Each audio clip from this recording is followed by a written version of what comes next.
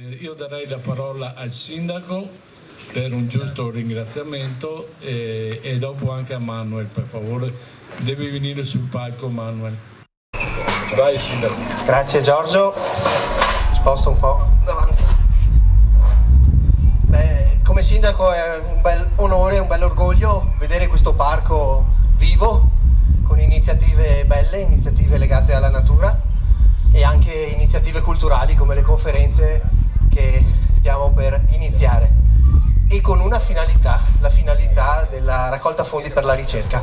Quindi credo che mettere insieme tutte queste caratteristiche, natura, solidarietà, cultura, in uno scenario come questo splendido parco sia davvero un qualcosa che merita un bel applauso, un bel riconoscimento. Dai, facciamo un bel applauso a questa.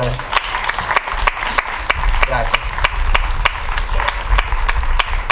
Ringrazio Giorgio che ha curato queste conferenze che andranno a iniziare sui temi natura, sui temi della natura, e anche con ospiti illustri importanti che portano anche un punto di vista particolare, non sempre ascoltato, un punto di vista nuovo. Ecco, qui sta venendo anche sul palco l'avvocato.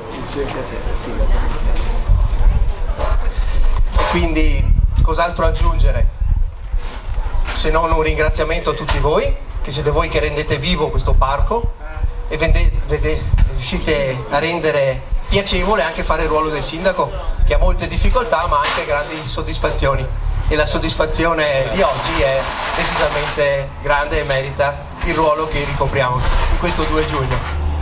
E quindi buona continuazione e grazie a tutti voi. Passo la parola di nuovo a Giorgio. Ma dov'è Manuel? Manuel non c'è. No, è timido. Manuel, grazie. Dopo ti voglio vedere alla fine, qua. Allora, voglio presentarvi i relatori. Allora, qui a mio fianco l'avvocato Antonio Ingroia, ex magistrato, è stato dello staff o della squadra dei giudici Falcone e Borsellino. Il suo titolo del suo intervento sarà sulla legalità, mafia e politica. Come sapete, oggi è 31 anni, se non ricordo male, che è morto, diciamo così, il giudice Falcone e il giudice Paolo Borsellino, a distanza di pochi giorni, insomma, però il periodo è questo, no? Però volevo anche ricordare altri a causa della mafia che sono morti, non tutti perché non me li ricordo tutti, quindi mi scuserete. Il primo di tutti è Peppino Impastato, che ha fondato una Radio Out, che purtroppo con la mafia ha trovato la morte. Voglio anche ricordare anche Santi Mattarella, il fratello del nostro Presidente della Repubblica, che era governatore, mi pare, della Sicilia all'epoca, 1980, Pio Lattore, che era segretario regionale della Sicilia del Partito Comunista. Poi c'è stato omicidi come il generale Carlo Dalla Chiesa, Nica Sarà, Rocco Chinici, e dopo non me ne ricordo altri, ma credo che casomai sarà l'avvocato Ingroia a ricordarcelo. Oltre a Ingroia avremo la dottoressa Patrizia Gentilini, oncologa, è stata medico dell'ITE, dopo per questioni sue ovviamente se n'è andata, ha fondato i CUFI. I CUFI sarebbero gruppi unitari foreste italiane, che parlerà di agricoltura, alimentazione e salute. Poi parleremo anche di filosofia, spiritualità. Infatti avremo Franco Del Moro, lui è un musicista, è un filosofo, scrittore, che parlerà dell'empatia, l'empatia, diciamo così, non mi viene il titolo, te lo ricordo il titolo, perdonatemi ma ce ne sono tanti.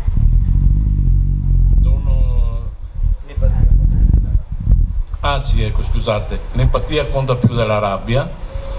Poi ci sarà Alberto Medici, ingegnere, è 10 anni che ci conosciamo, lui ha fatto un libro, Ingannati, è un potpourri di tematiche dall'11 settembre praticamente, le 5 leggi biologiche, le scie chimiche e altre temi che ci sono dentro in questo libro. Non lo so se ci sia ancora qualche copia in giro, non lo so. Poi ci sarà il dottor Gabriele Sanino, giornalista. Se è possibile controllare che altra carta l'altra parte? Giornalista e scrittore, ha fatto diversi libri. Il suo titolo del suo intervento sarà gli ultimi colpi di coda dell'elite globale. Arriverà solo un po' più tardi, verso le 4. Poi devo scusarmi, ma non c'è Achille Sainz, ha avuto un lutto di famiglia proprio stamattina, stava percorrendo per venire qua, ha ricevuto una telefonata, è morto lo zio della sua compagna, quindi purtroppo ha dovuto ritornare indietro, però farà un saluto, diciamo così, vediamo come riesce, non vi garantisco niente, per telefono, e vediamo sì, un saluto, diciamo, di 10 minuti. Vediamo un attimino, perché visto che qui c'è l'avvocato Ingroia, di far parlare 5 minuti Lauris Mazzorato. Lauris Mazzorato è stato sindaco di Resana e magari sentiremo cosa gli è successo. Dopo vediamo come inserirlo.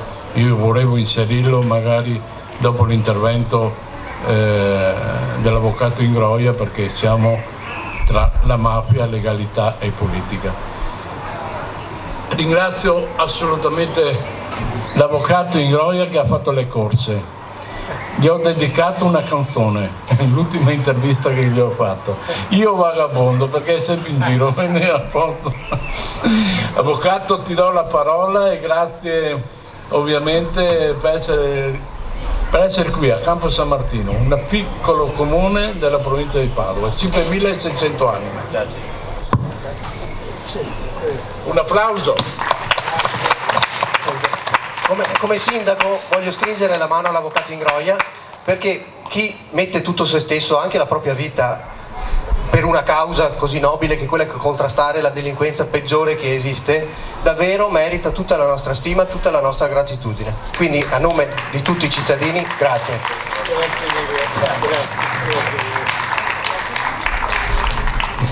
Allora, buongiorno, buon pomeriggio a tutti.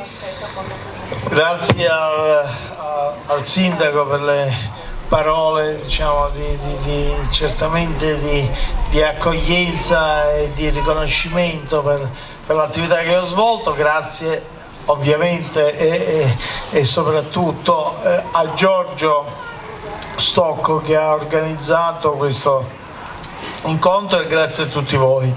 È vero, vengo un po' di corsa perché ho 1000 impegni, ma oggi sono riuscito ad arrivare quasi in orario perché c'è stato un problema con il treno da Roma, e purtroppo poi dovrò andare via a un certo punto perché devo rientrare a Roma entro stasera, ma come dire, quando Giorgio chiama Antonio risponde, nel senso che non potevo fare a meno di accettare questo incontro, anche perché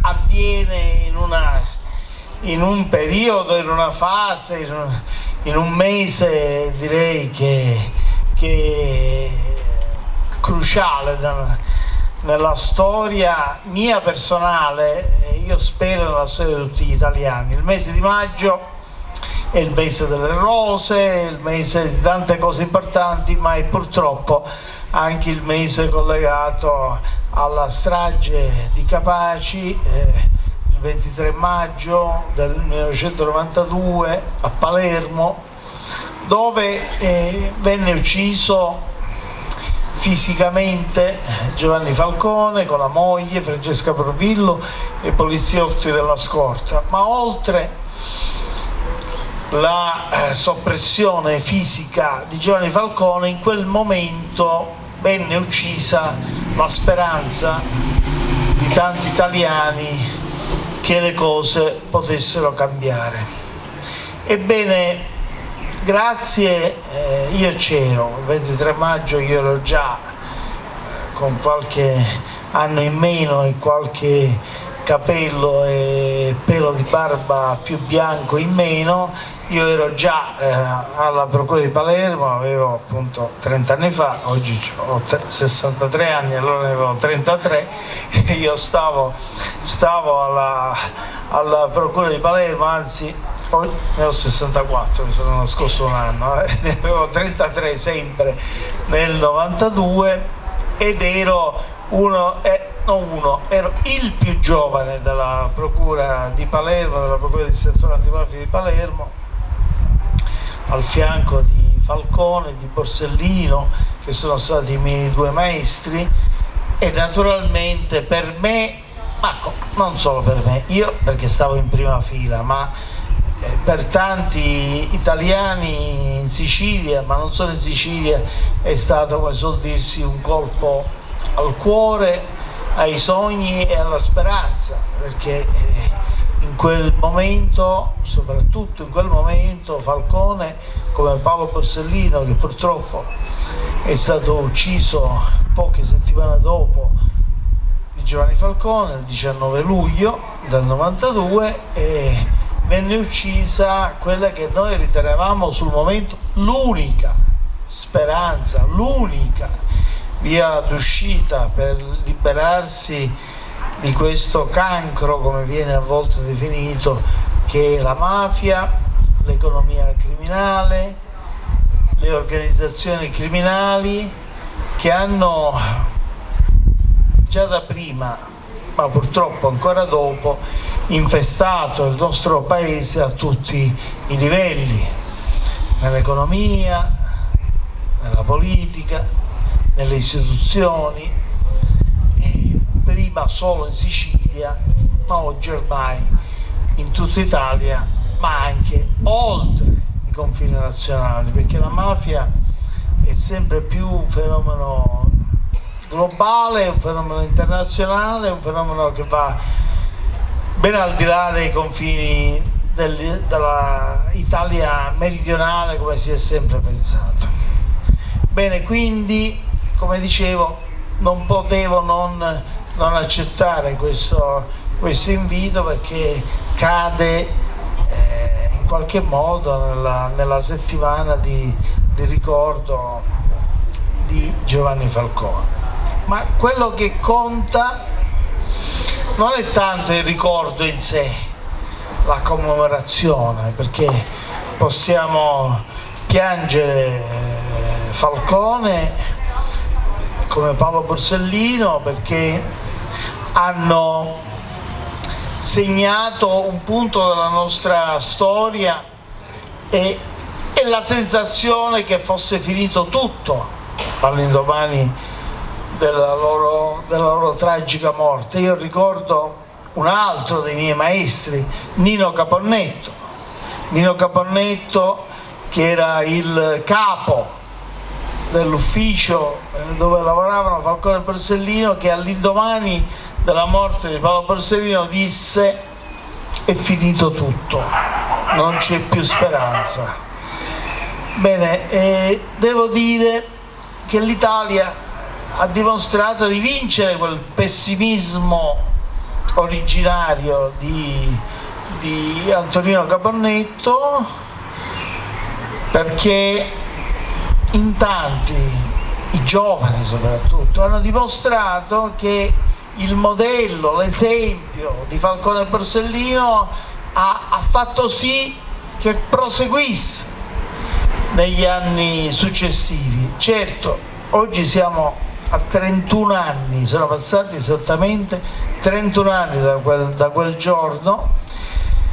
Il rischio che si dimentichi la memoria, l'eredità, il lascito etico-morale, direi, prima ancora che professionale, che uomini come Falcone e Borsellino hanno lasciato, il rischio c'è, il rischio è forte, perché il rischio è che noi il 23 maggio negli anni successivi e poi il 19 luglio e i giorni successivi ricordiamo, ci emozioniamo nel ricordo di questi grandi uomini, però poi negli altri 365 giorni o poco meno perdiamo di vista quello che è stato il loro modello. Allora io credo che occasioni come questa, e ringrazio ancora una volta chi ha organizzato questo incontro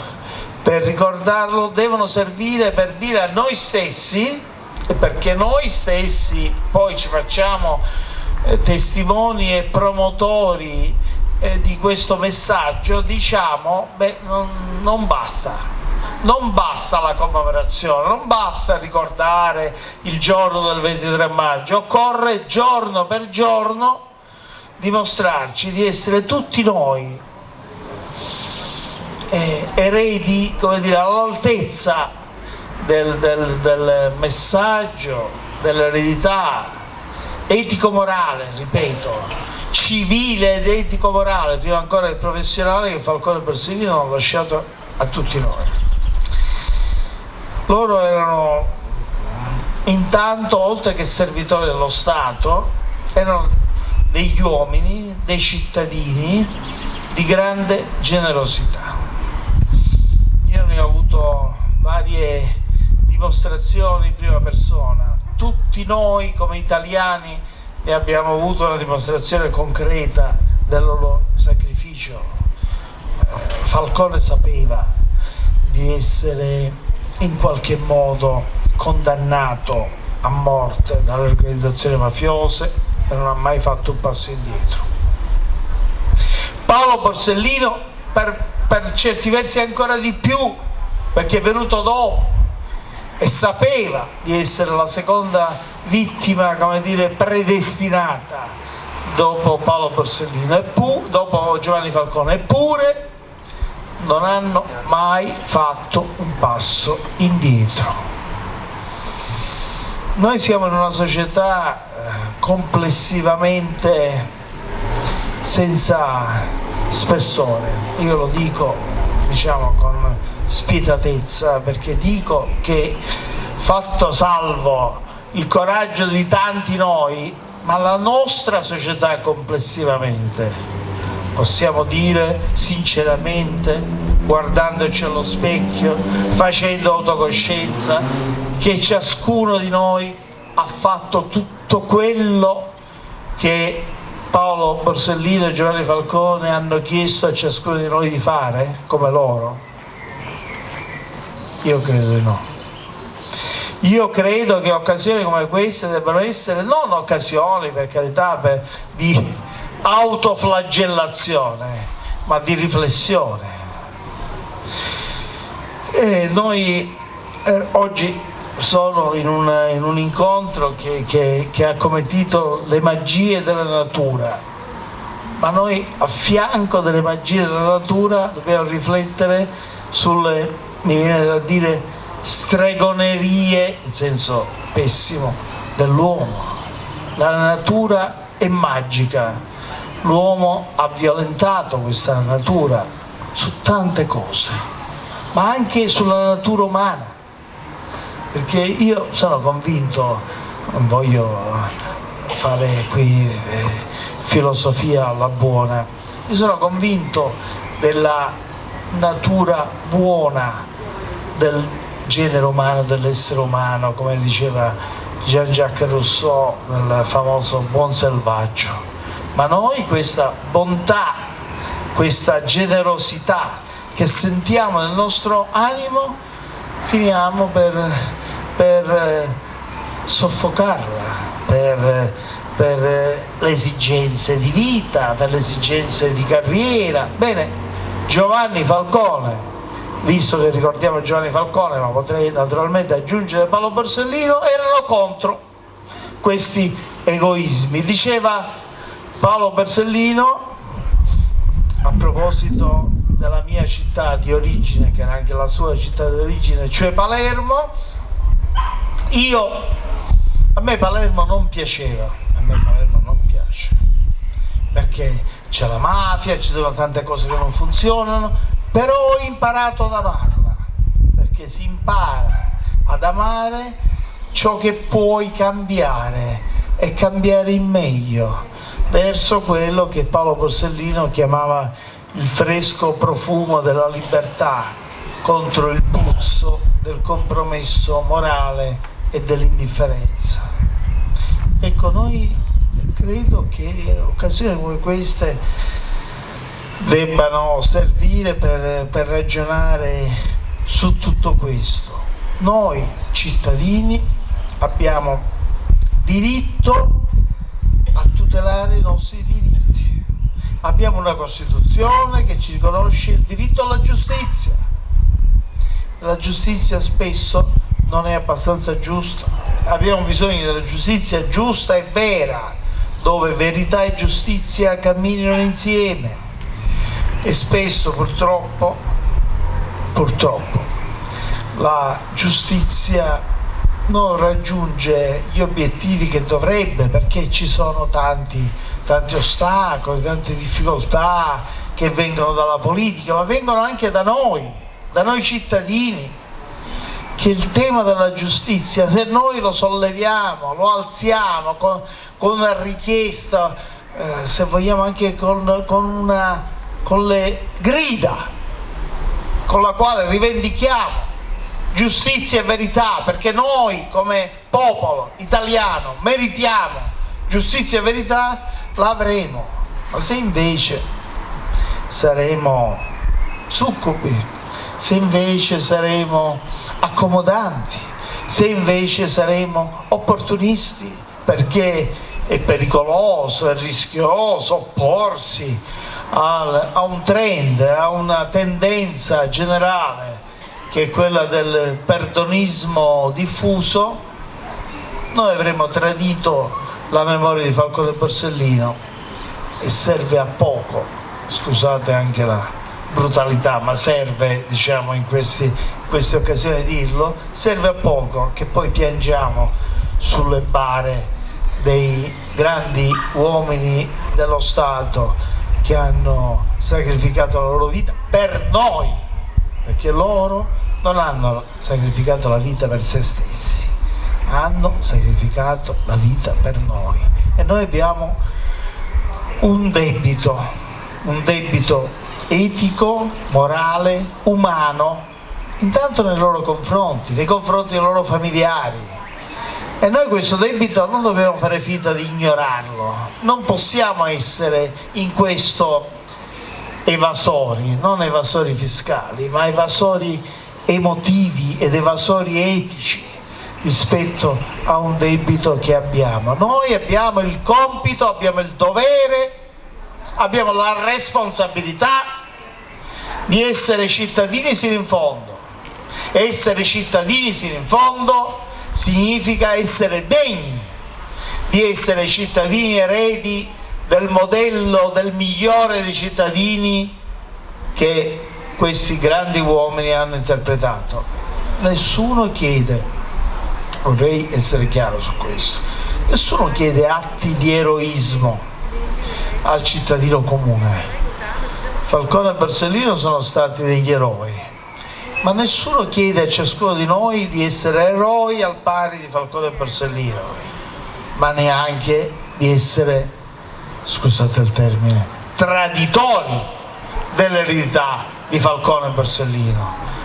Loro hanno donato la loro vita per noi, non per se stessi, non per carriera, come qualcuno quando Falcone e Borsellino erano in vita hanno osato contestargli, perché il paradosso è questo, come disse Falcone in una famosa intervista: i magistrati, certi magistrati, perché poi non tutti i magistrati sono uguali, e chiariamo anche questo, visto che Falcone e Borsellino i loro peggiori nemici li hanno avuti dai loro stessi colleghi magistrati.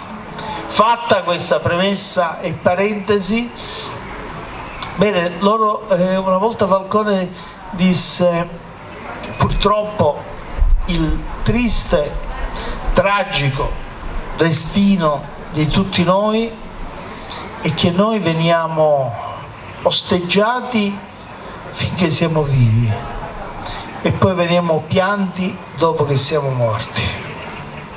Purtroppo è stata una terribile, tragica profezia di Giovanni Falcone, tremenda, che ci dà la fisionomia del nostro paese, dell'ipocrisia, diciamolo, del nostro paese, senza generalizzare. Voi non sareste qui se faceste parte di quella parte del paese che però purtroppo è maggioranza nel nostro paese.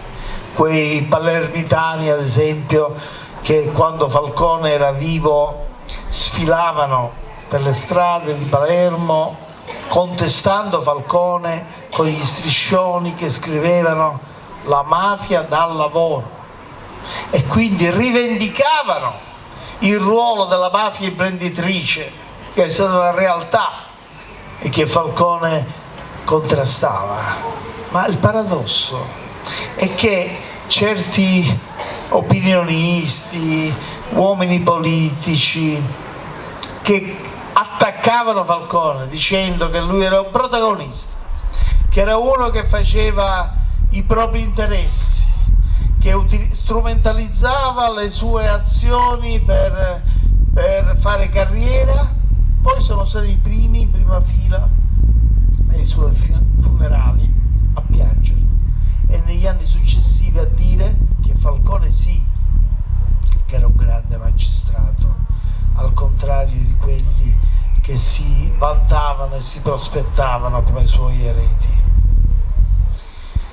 La realtà purtroppo è difficile, è complicata, ma una cosa è certa: questi grandi uomini hanno sacrificato la loro vita per noi, e quindi io vi invito, senza scelte, come dire, di parte o partigiane, di approfondire, di leggere quello che loro hanno scritto e detto quando erano in vita. Il libro, che è una sorta di testamento di Giovanni Falcone, Cose di Cosa Nostra, le cose che scrisse in quel libro, alcune, come dire, le parole a volte sono pietre, delle cose terribili contro la società, il mondo della politica, delle istituzioni, anche della magistratura, che Falcone scrisse in quelle righe. Non adattiamoci, non cerchiamo di fare parte di quella omologazione che impera nell'Italia di oggi, ma non negli ultimi anni, ma da decenni purtroppo. Cerchiamo di uscire, cercate di pensare con la vostra testa. Io, come dico certe volte, un po' criticato da qualcuno, spegnete la TV e accendete i vostri cervelli. Questo è uno delle indicazioni che do soprattutto ai giovani, perché noi sui giovani dobbiamo puntare.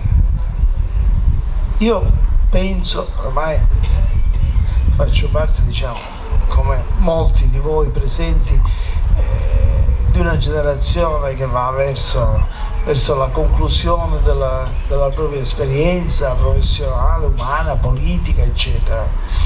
E credo che la nostra generazione abbia sostanzialmente fallito, nel senso che abbiamo cercato di portare avanti quei messaggi, quei contenuti, ci siamo riusciti evidentemente solo in parte, se l'Italia di oggi è perfino peggiore di quella che Falcone e Borsellino hanno lasciato negli anni 90.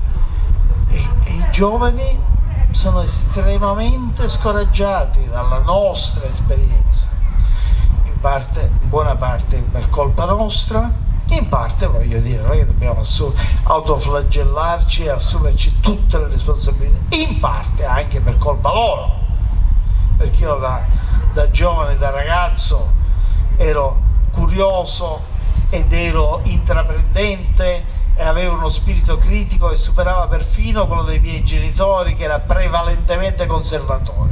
Però non è questo il tema è che il futuro è della generazione che viene dopo e noi abbiamo il compito di trasmettere questo messaggio, non soltanto perché il 23 maggio, poi quando sarà il 19 luglio ricorderemo l'esperienza, la vita, l'esempio di questi uomini, ma per fare capire che nel nostro futuro, nel loro futuro soprattutto, delle giovani generazioni, se avremo ancora una mafia come oggi è purtroppo presente e condizionante il sistema economico innanzitutto e quindi il sistema sociale e politico del nostro paese, loro non saranno liberi, loro saranno espropriati in partenza dei loro diritti, delle loro libertà. Se loro vogliono essere liberi, se loro non vogliono essere schiavi, se loro vogliono avere i loro diritti di cittadini e se loro non vogliono avere sudditi, la battaglia contro la mafia, i poteri criminali, il meccanismo perverso di integrazione fra economia illecita ed economia apparentemente lecita deve essere reciso, e se loro non lo faranno il loro futuro è compromesso e perduto e saranno costretti a vivere una vita e un futuro ancora peggiore di quello che noi abbiamo vissuto. Noi credo che abbiamo questo terribile orizzonte, e loro ancora più di noi hanno questo terribile rischio di orizzonte davanti.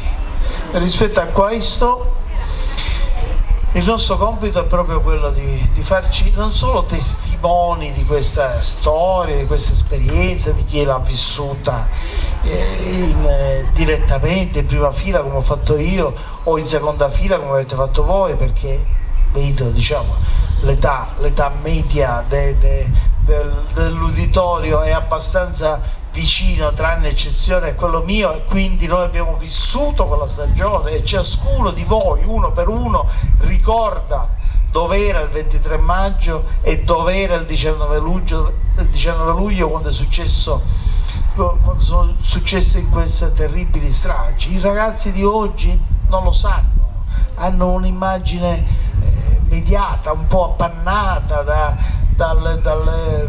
certe fiction televisive che spesso danno un'idea del tutto edulcorata e non altrettanto forte. Ebbene, noi della nostra generazione abbiamo questo compito di fare da testimoni di quella stagione, di fare da attivisti, da fare da stimolatori di uno spirito che sia di vigilanza critica e democratica, di coscienza critica e democratica, di resistenza civile e democratica, se del caso anche di ribellione, non ho paura di usare questo termine, civile, naturalmente ribellione non violenta, civile e democratica, rispetto a un pensiero unico che non da qualche mese, ma da qualche decennio prevale nel nostro paese, che passa da un presupposto. Il presupposto è controllo, perché io sto parlando troppo, temo, anche lo so. Vabbè, mi fermerà qualcuno se si fa troppo tardi. Da un presupposto: con la mafia si deve convivere, o noi dobbiamo avere come obiettivo, senza avere paura di dirlo, l'eliminazione della mafia? E perché Giovanni Falcone questo messaggio ci ha dato, quando ha detto: la mafia è un fenomeno umano, è un fenomeno storico che ha avuto un inizio e dovrà avere una fine.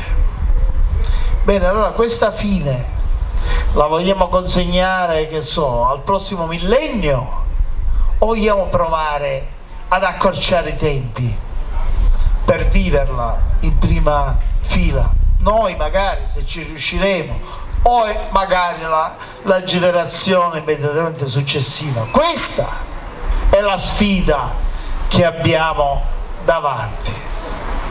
Invece il prevalente orientamento e atteggiamento della comunità e anche della politica, ma guardate, la politica poi in fondo è secondaria, perché la politica si adegua alle spinte che vengono dalla comunità.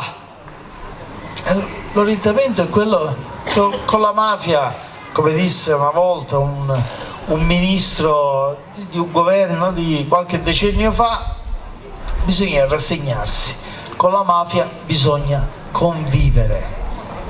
E questo è il nucleo di tutte le politiche che sono state fatte da tutti i governi, di destra e di sinistra. Questo è il paradosso del nostro paese. Destra e sinistra non si sono diversificate. Non so il nostro sindaco da quale parte fa parte, ma non importa, io ne sono convinto, l'ho detto sempre.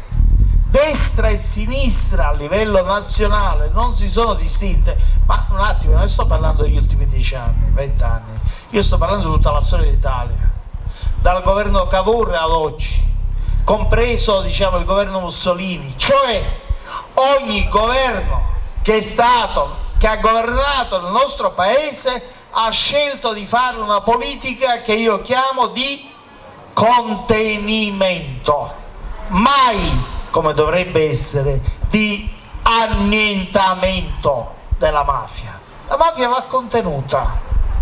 Quando esagera gli dai una bastonata, stai per eliminarla, tu ti ritiri e crei i presupposti perché si riprenda, però si mantenga entro certi limiti.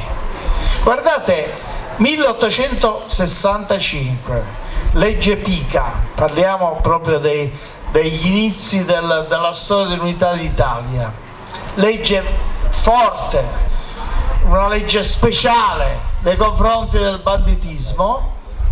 Dopodiché si esaurisce nel giro di pochi anni, perché in quel momento le organizzazioni mafiose e criminali, la criminalità organizzata era molto aggressiva, bisognava contenerla, si torna indietro, governo Cavour.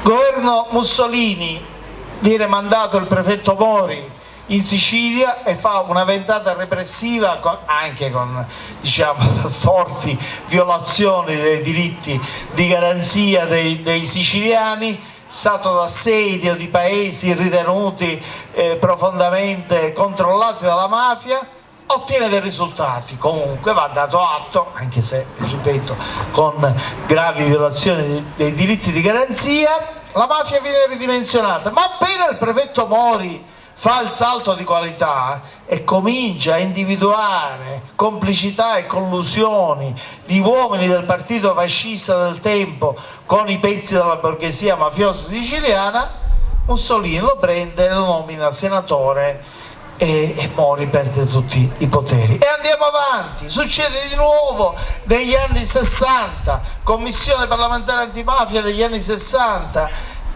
Cesare Terranova, ex magistrato, viene fa parte di quella commissione, una commissione importante dove tutti i partiti della maggioranza, diciamo destra e sinistra, comunque più conservatori, più di sinistra, prendono una posizione forte perché c'era stata già un'aggressione, non entro nel dettaglio, la strage dei carabinieri che erano stati uccisi, della famosa strage di Ciaculli, eccetera.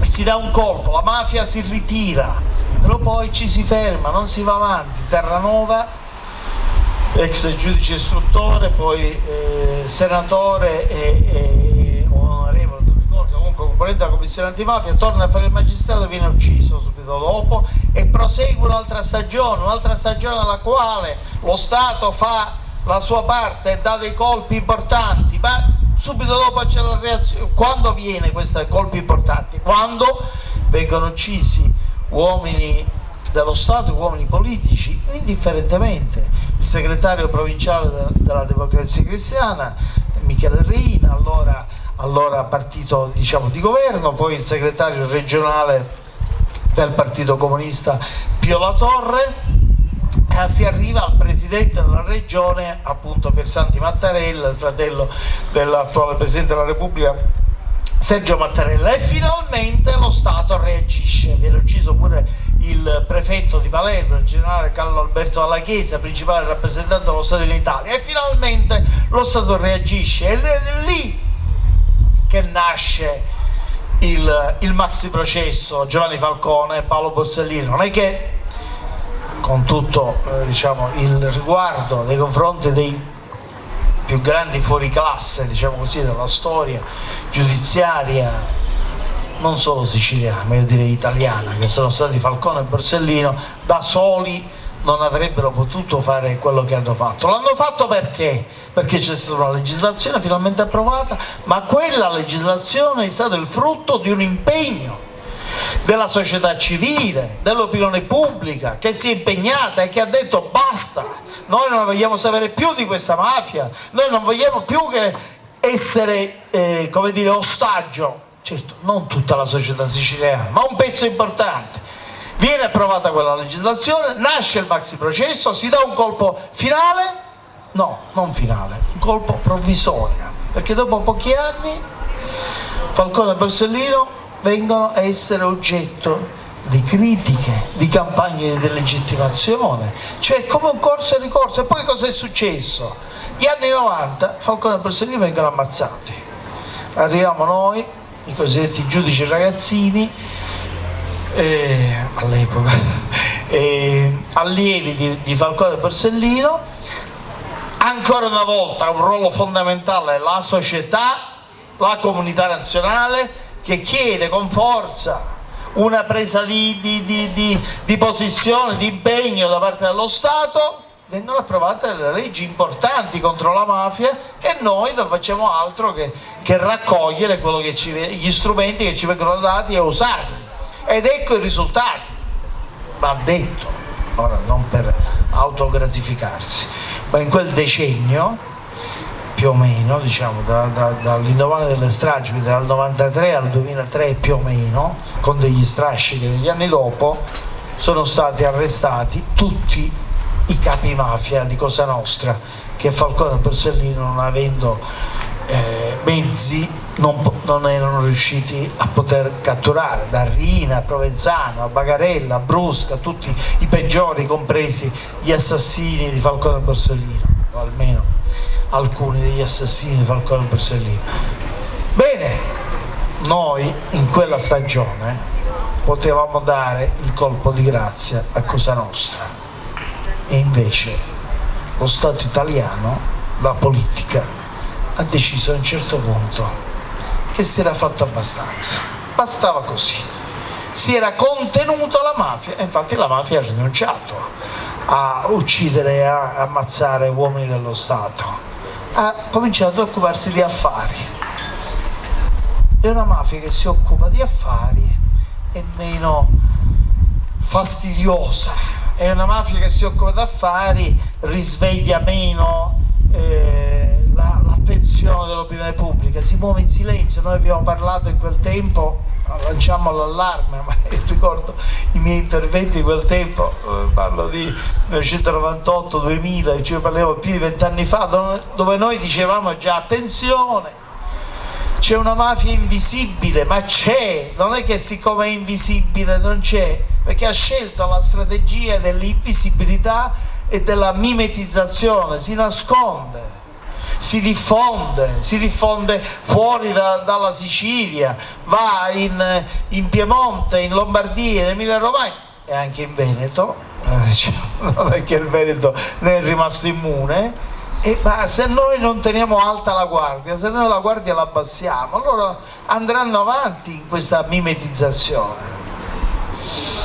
E ora per chiudere, perché io non so, spero di non perdere il treno che mi aspetta. 3 minuti ti do ancora. 3 minuti ancora, mi dice Giorgio, va bene, perché sennò perdo davvero altro, perdo anche il treno, a parte giustamente. Perché il contenimento della mafia e non l'annientamento?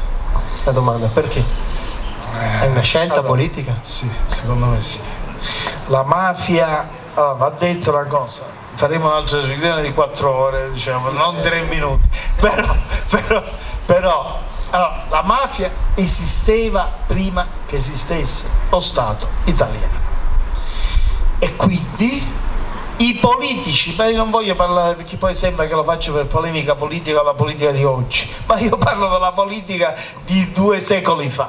La politica, per fare nomi e cognomi, ma non è più processabile, il capo del governo Cavour del tempo fece una scelta e la scelta fu, tanto che secondo alcuni storici perfino la eroica spedizione dei 1000 di Giuseppe Garibaldi era in qualche modo contaminata, diciamo, dalla compromissione con accordi con la massoneria inglese che aveva agganci con la mafia siciliana. Ma al di là di queste specifiche cose sulle quali gli storici più o meno si azzuffano, la verità è che si è fatta una scelta di convenienza. Cioè non è che questi politici, e sto parlando ancora di quelli dei secoli lontani, erano dei collusi con la mafia. Loro hanno fatto un calcolo politico. Il calcolo politico è che siccome già c'era un sistema, che esisteva già al tempo del regno delle 2 Sicilie, dell'Italia meridionale, un sistema consolidato nel quale un certo tipo di organizzazioni di tipo criminale avevano un controllo delle masse contadine, perché poi c'era un problema sociale di contenimento delle masse contadine, eccetera eccetera, la cosa migliore era raggiungere un accordo con loro perché le organizzazioni che già stanno sul territorio si potesse fare d'accordo.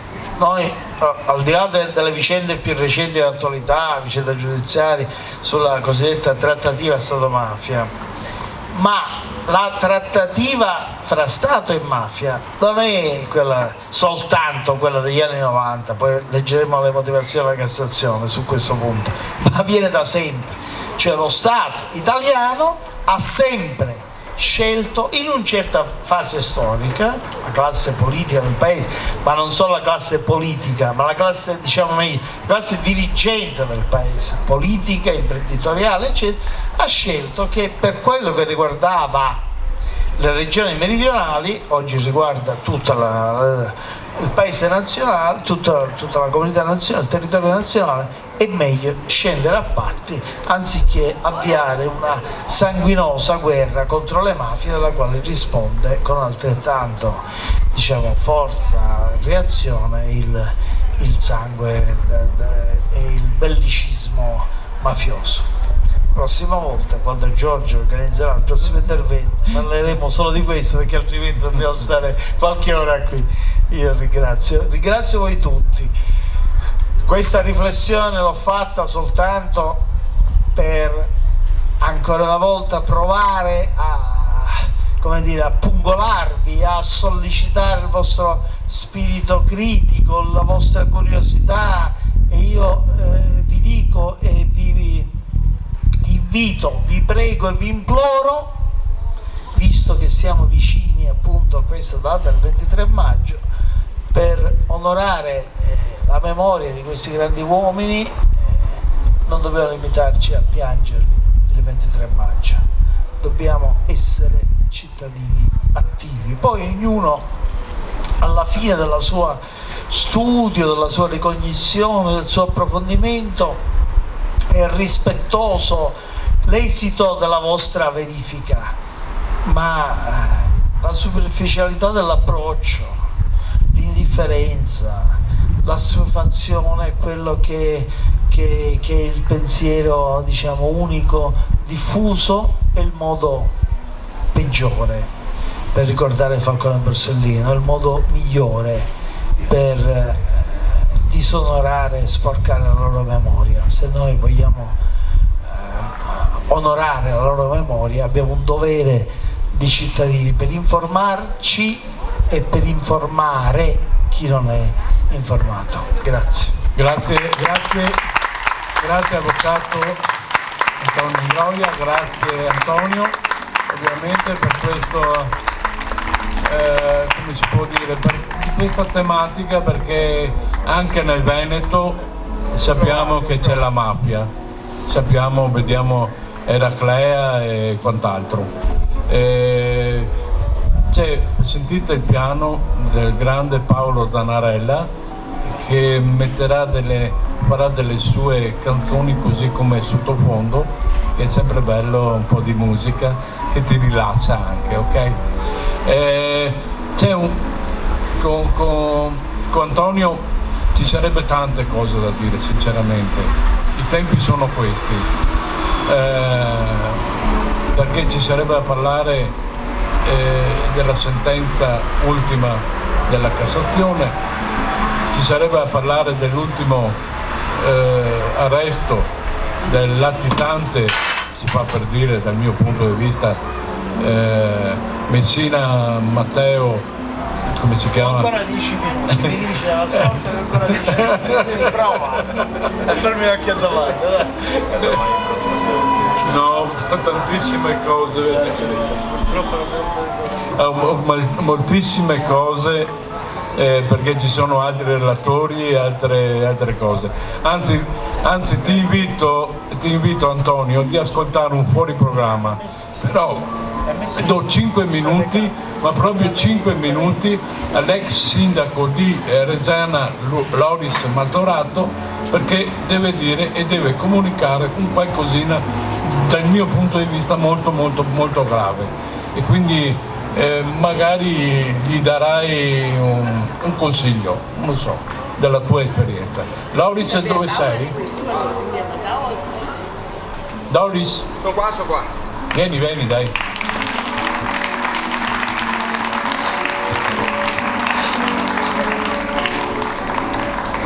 Tieni pure il sottofondo, Paolo. Bellissime parole di Antonio, mi associo completamente. Io sto rischiando 5 anni di carcere, giovedì ho un processo per vilipendio contro quelle istituzioni che sono le prime a non garantire la Costituzione.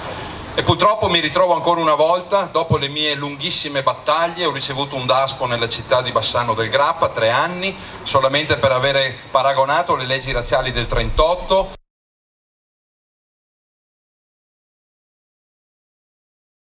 Non vai a scuola, eccetera eccetera, e quindi sono un soggetto pericoloso. Mi sono ricandidato a sindaco, hanno fatto di tutto per annullare la mia lista, ho dovuto fare ricorsi al TAR, una battaglia politica. Io rischio questi 5 anni, ho famiglia, tengo bambini piccoli, qualcuno mi dice pensaci, perché hai una famiglia, hai dei bambini piccoli, però mi sto sempre più convincendo, grazie alle parole che ha detto Antonio, bisogna avere il coraggio di metterci la faccia, perché altrimenti lasciamo un futuro di schiavitù. Siamo dominati dal pensiero unico, ormai la mafia ha cambiato aspetto.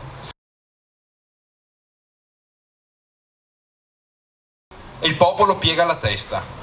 L'abbiamo visto, vengo proprio questa notte, ho finito alle 2 un incontro con gli amici che sono andati in Emilia a portare i soccorsi. Lì soccorsi, tutti parlano, però non stanno dando niente, però 12 miliardi le persone ci sono.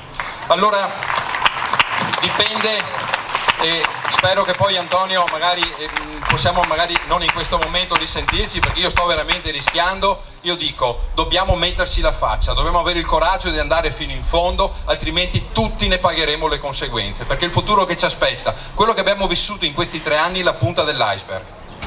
Nessuno ha idea di quello che sta venendo avanti, è drammatico. O noi ci mettiamo di traverso o la mafia vincerà. Grazie. Grazie a te. Sì. Al limite, ti ha già fatto tutto? Tutto fatto. Perché altrimenti ti passavo io il suo numero di telefono. Ok, perfetto. Allora, noi andiamo avanti adesso con il nostro programma. Invito la dottoressa Patrizia Gentilini, oncologa e in pensione, però resta sempre oncologa, che ci parlerà di agricoltura, alimentazione e salute. Un altro tema, perché lo scopo di oggi c'è un filo rosso, come si dice, no? Un filo rosso, un conduttore. Qual è? Quello della conoscenza. Chi ha la conoscenza non ha paura. Se noi non abbiamo la conoscenza avremo sempre paura. Andiamo avanti con la conoscenza e io credo che siamo sulla parte giusta. Dottoressa, io ti do del tu, perché ci siamo sempre dati da lei e oggi io ti do del tu. La dottoressa, e io sono onorato, come sono onorato di aver avuto ospite in Groia, ovviamente la dottoressa Patrizia Gentilini. Grazie dottoressa e a voi ancora una volta. Allora, sono di nuovo Antonio Groia e rubo 2 minuti alla dottoressa perché poi devo andare via purtroppo, quindi oltre a salutarvi, ma sentirò un pezzo del suo intervento, però siccome Maggiorato mi ha, diciamo, agevolato, aprendo ad altri temi, io non posso oggi non dire, visto che siamo qui, in continuità di quello che ho detto prima e che ha detto Maggiorato poc'anzi, che noi come italiani, come cittadini, dobbiamo riconquistare sino in fondo il nostro diritto di essere cittadini, chi ritiene e chi non ritiene di essere, come dire, di opposizione rispetto al pensiero unico.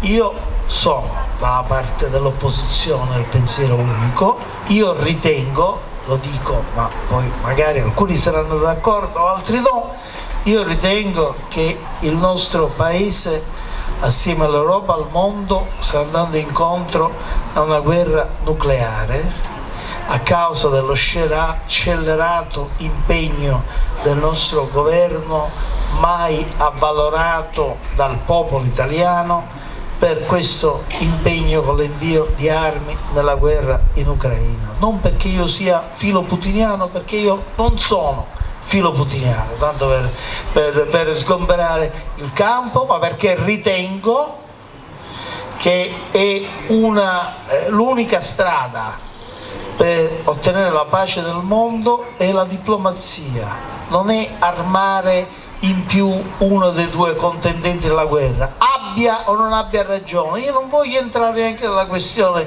di chi abbia ragione, non è questa la strada per andare avanti. Ad ogni modo, io, questa è la mia convinzione, ma ad ogni modo ritengo che gli italiani abbiano il diritto di pronunciarsi, visto che è stato scelto sulle loro teste questo impegno in guerra da parte di un governo, neanche dal Parlamento. Allora, quello che il referendum sul quale si stanno raccogliendo le firme oggi chiede è quello di mettere in condizione gli italiani di pronunciarsi se sono favorevoli al fatto che un governo, all'insaputa dei cittadini e passando sopra le teste del Parlamento, che dovrebbe essere la rappresentanza dei cittadini, possa decidere unilateralmente, come è avvenuto, di mandare delle armi, alimentando la guerra, rischiando quindi di coinvolgere noi stessi è anche una questione di egoismo e di tutela della nostra sovranità nazionale, mettendo a rischio noi in prima persona di essere coinvolti in una guerra nucleare, visto che noi siamo il paese in Europa che ha il maggior numero di basi NATO e degli americani. Allora, rispetto a questa cosa, non vi dico le mie posizioni, possiamo apparire radicali, che sono favorevole all'uscita dell'Italia dalla NATO, ma non è questo il punto. Allora, vabbè, visto che c'è un uditorio favorevole, diciamo andiamo fuori dalla NATO, diciamolo, vabbè. Però non voglio apparire come l'estremista radicale, però dico, noi dobbiamo mettere in condizione i cittadini italiani, il popolo italiano, dove risiede in teoria, come sta scritto nella Costituzione, la sovranità nazionale. L'articolo 1, l'articolo fondante della nostra Costituzione, dice che la sovranità appartiene al popolo, non appartiene al governo, certamente non appartiene alle lobby che governano al posto del nostro governo da decenni ormai, appartiene al popolo la sovranità. E allora noi restituiamo, con l'unico istituto di democrazia diretta che ci rimane, il referendum, al popolo la parola. Decide il popolo se è giusto che il governo decida per tutti noi di portarci dentro una crisi nucleare. Io dico che bisogna firmare per dare la possibilità agli italiani di pronunciarsi. Dico anche naturalmente che bisogna firmare a favore del referendum abrogativo di questa legge, ma non è questo il punto. Il punto è dare la parola agli italiani, e quindi vi invito, non so qui da queste parti dove si raccolgono le firme, ma vi invito a raccogliere le firme. Scusate questa parentesi un po' politica, ma Mazzonato, diciamo, come suol dirsi, ha alzato la palla, io provo a schiacciarla. Scusate, vi saluto. Oggi eravamo per ricordare legalità e mafia, ma la legalità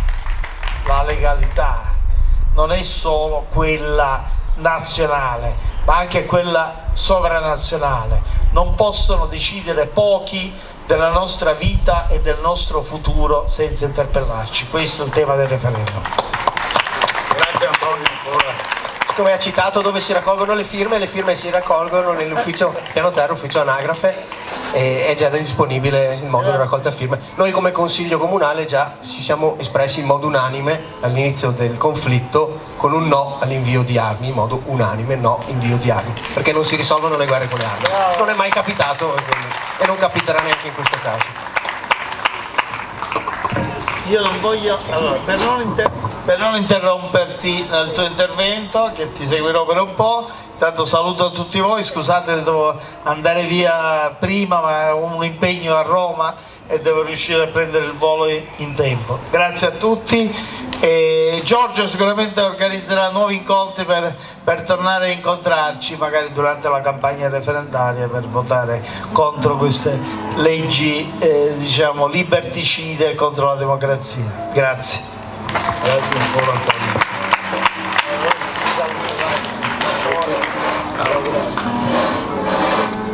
Grazie.